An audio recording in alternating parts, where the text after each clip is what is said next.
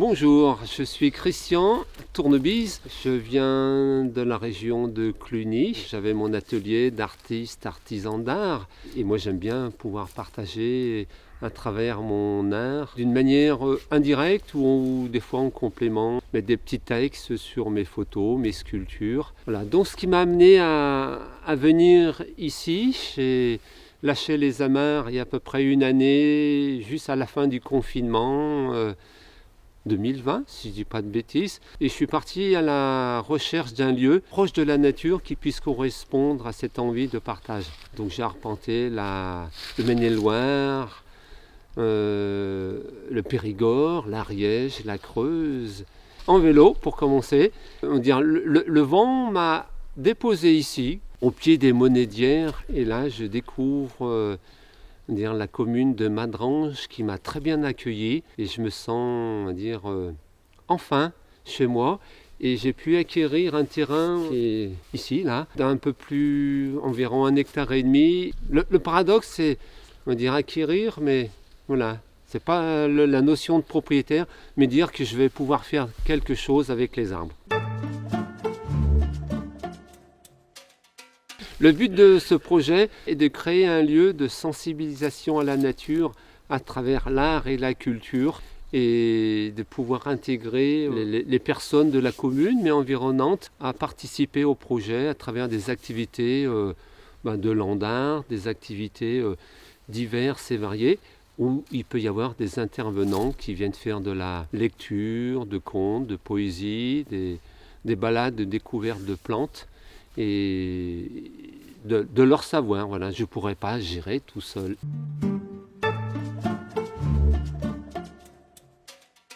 L'habitat minimaliste, je le vois comme une intégration au paysage. Pour l'instant, là, on est dans la partie forêt, la partie où elle sera construite dans la prairie, qu'elle soit en harmonie avec le paysage. Et en étant sculpteur, je la vois naturellement sculptée, mais comme une fleur dans un pré. J'ai travaillé pas mal de temps dans le bâtiment à faire des choses un peu grosses, un peu complexes, et du coup, ma conclusion, c'est très énergivore en temps, en besoin pour la construire et d'entretien. Donc l'habitat minimaliste, on permet d'être à l'essentiel, d'aller à l'essentiel.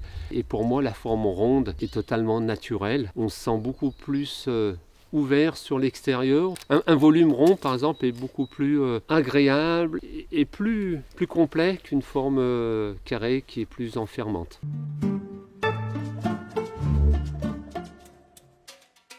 J'ai quand même fait mettre un compteur d'eau.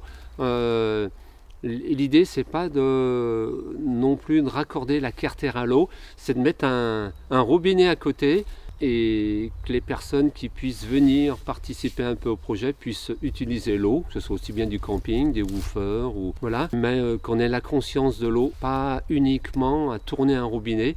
Donc c'est faire des douches avec des bassines, la vaisselle avec des bassines.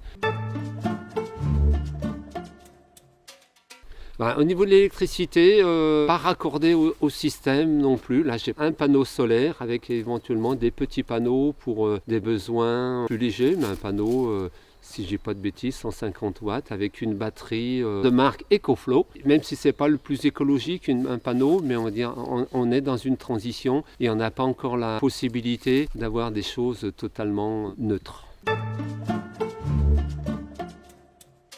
La cartère, elle sera faite en chaux chanvre avec un enduit de sable pour la rendre imperméable. La région étant très humide, il y aura peut-être une petite modification pour l'étanchéité, à voir avec les autorisations de permis de construire aussi. Et là, en ce moment, je travaille avec des dessins, des plans pour la faire accepter, à savoir que c'est la seule région, pour l'instant, à ma connaissance, où la cartère a été acceptée.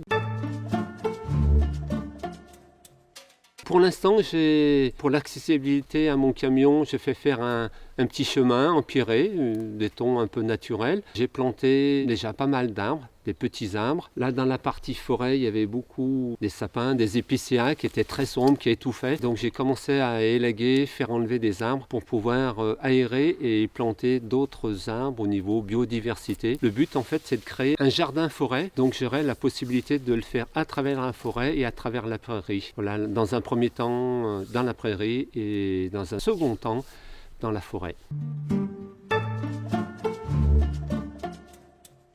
Dans ma recherche de terrain autre que le lieu agréable, surtout arboré, moi je ne pouvais pas trouver un terrain sans arbres. C'était une région agréable au niveau tourisme et du coup la région est riche au niveau nature. Il y a beaucoup de ruisseaux, de torrents, de lacs pour se baigner, de chemins de randonnée un petit peu de partout. Sur les Monédières, il y a du parapente, il y a des chemins de VTT. Et le but, c'est de pouvoir faire de l'écotourisme. Il y a une zone un peu ombragée, plate, où il peut y avoir des tentes et des camping-cars. Donc les personnes qui veulent venir juste pour passer comme ça, qui sont sensibles au projet, ou même pour des stages, ou un séjour d'une semaine ou deux, peu importe. Après au feeling, ils pourront rester un petit peu plus longtemps en fonction des activités, des besoins, des coups de main.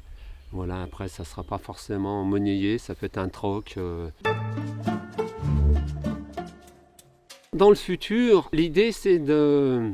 Comme je disais, de mettre des activités artistiques et culturelles, mais à tout âge, toute personne qui a envie, qui a un petit peu de curiosité. Le but, c'est d'inciter les gens à s'ouvrir à un regard un petit peu différent. Souvent, on est un peu coupé, ne serait-ce qu'une maison, on est déjà... Il y a un mur, une barrière, de plus en plus, on est un petit peu coupé, donc c'est retrouver une base. Et en fait, faire les activités le plus possible dehors, assis... Voilà, sur un tronc, dans l'herbe, quand le temps le permet, et que chacun puisse écouter la nature, s'écouter soi-même, parce que nous-mêmes, on fait partie de la nature. Voilà, prendre du temps d'écoute, et dans cette écoute, on partage, et chacun apporte un petit peu son point de vue et s'enrichit. Mettre à disposition, voilà un lieu pour que chacun puisse se sentir à l'aise. Bienvenue à ceux qui veulent se joindre et en tous les cas passer un petit moment sur ce lieu.